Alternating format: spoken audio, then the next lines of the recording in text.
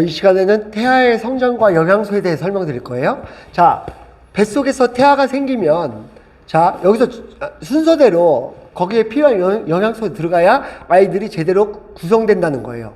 자, 한번 보세요. 처음에 0에서부터 8주, 요 정도까지 가장 폭발적으로 필요한 영양소가 뭐예요? 엽산이라는 거예요.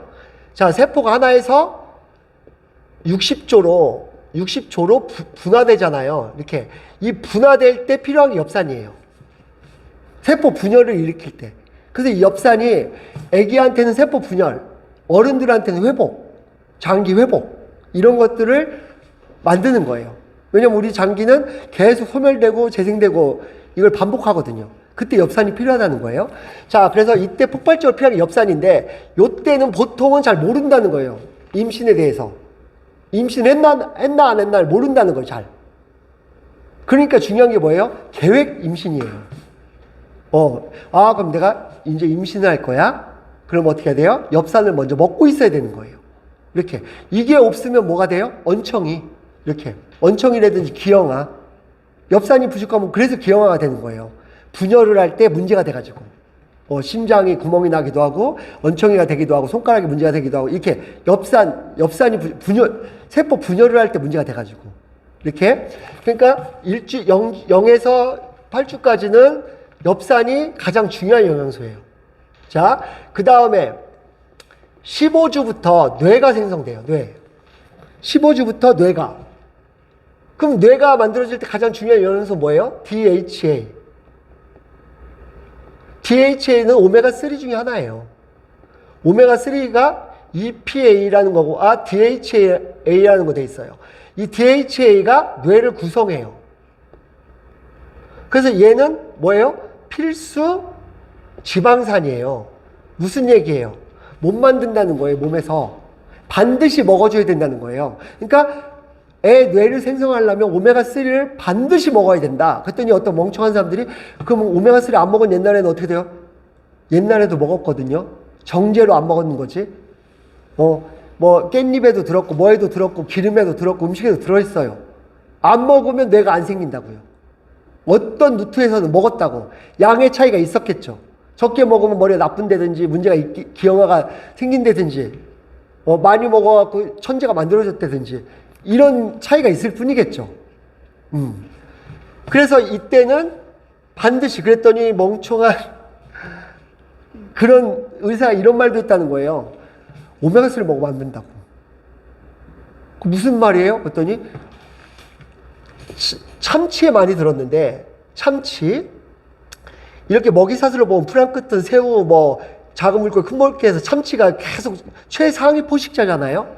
그래서 중금속이 이렇게 오염돼요. 이렇게 중금속이 계속 농축돼 갖고 여기서 온 오메가3를 먹게 되면 아기가 중금속 오염, 뭐예요? 막 정신착란, 기형아, 막 자폐, 이런 게 생기니까 참치를 먹지 마세요라는 표현을 썼다는 거야. 그러니까 참치는 오메가3잖아. 오메가3 먹지 마라. 무슨 얘기를 하는지를 못 알아듣는 거예요. 영양소에 대해서. 다른 방법으로 오메가3를 섭취하라는 뜻이에요.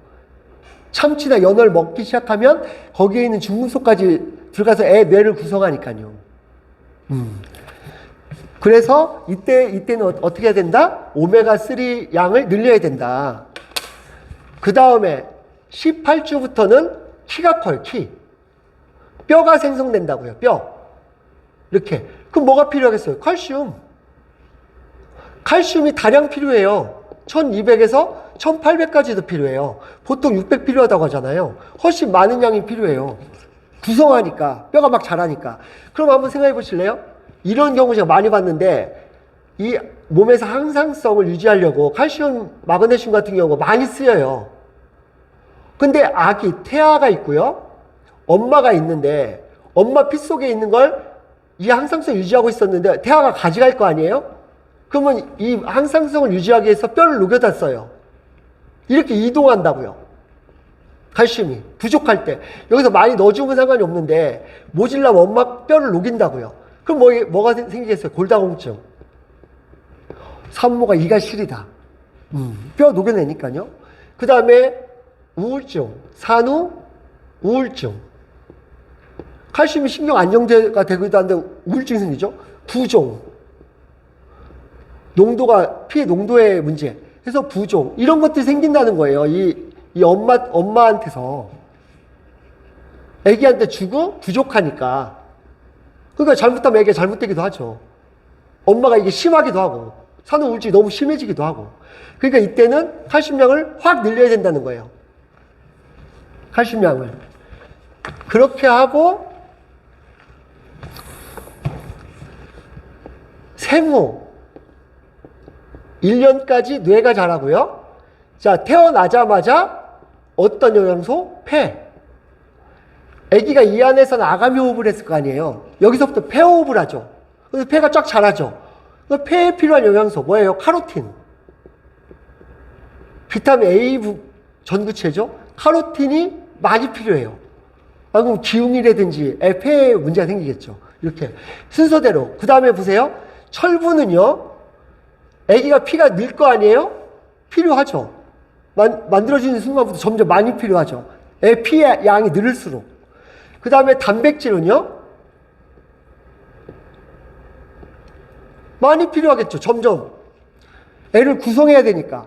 사람 몸에 물을 빼고 56%가 단백질이니까요. 훨씬 많은 양의 단백질을 먹어야 되겠죠. 그게 옛날에 막 붕어 같은 거, 잉어, 이런 거 고아 먹이는 게 뭐 때문에 그런 거예요? 단백질 때문에 그런 거예요. 이렇게. 그래서 이 양을 이렇게 늘려줘야 되겠죠. 이렇게. 요런 순서대로 여기에 맞게 주게 되면, 물론 어머니는 애를 가지면서 불편하죠, 몸이. 굉장히 불편하죠. 방광도 눌리고 여러 가지 문제가 있지만 영양소에는 아무 문제가 없다는 거예요. 영양소에는. 이 순서대로 넣어준다고 하면. 그럼 그게 왜 그렇게 되는지를 정확히 인지하는 엄마와 그냥 생각나면 먹는 엄마와 전혀 다르겠죠. 어떤 성분은 어떻게, 물론 음식으로 골고루 열심히 먹는 것도 좋죠.